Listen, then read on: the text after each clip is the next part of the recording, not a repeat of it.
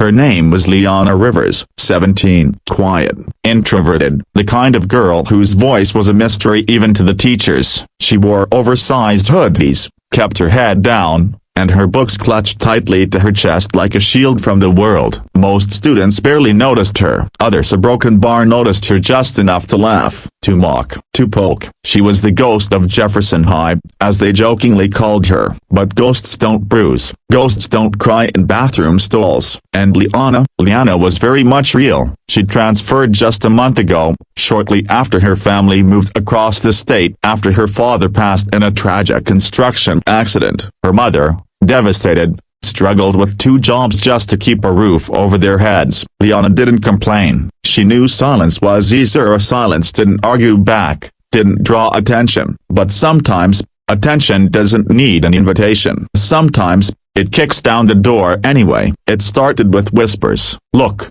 it's the new freak. Then came the spitballs in the cafeteria, the shoves in the hall, the cruel notes stuffed in her locker, and leading it all were 3 of the school's most feared. Rachel Price, the popular mean girl with venom for words. Logan Kent, the smug football star who found humor in pain. And Jesse Ford, the skinny troublemaker with a camcorder and a twisted imagination.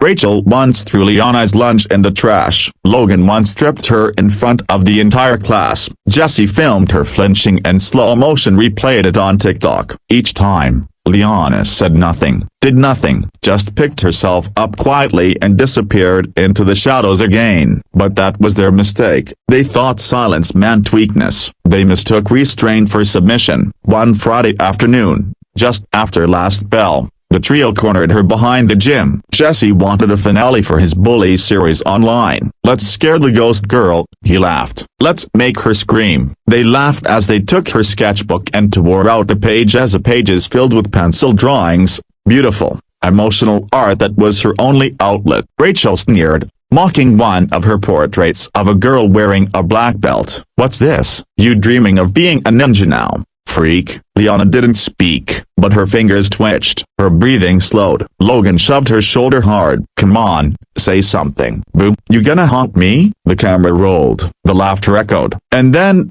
something snapped. Liana stepped forward and not back. Her eyes, once sunken with sadness, now locked onto Logan's with unshaking intensity. You want me to scream? She said quietly, her voice calm, cold, and terrifying in its steadiness. Okay. Before they could react, she moved. What they didn't know, what no one at Jefferson High knew, was that Liana had been training in martial arts since she was 5. Her late father was a decorated sensei, and Liana was not just good, she was a prodigy. Black belt in Shotokan karate, regional champion. She stopped tournaments after his death, but the skills never left her. They were sleeping, until now. With a lightning-fast movement, she grabbed Logan's wrist as he tried to push her again, twisted it, and dropped him to his knees with a sharp cry. Rachel screamed. Jesse froze. She spun, ducked Rachel's panicked slap, and in a swift, fluid motion, delivered a roundhouse kick that sent the queen bee sprawling into a trash bin. Jesse lifted the camera and then yelped as Liana stepped forward, kicked the phone from his hand with pinpoint accuracy, and pinned him against the wall with just one arm.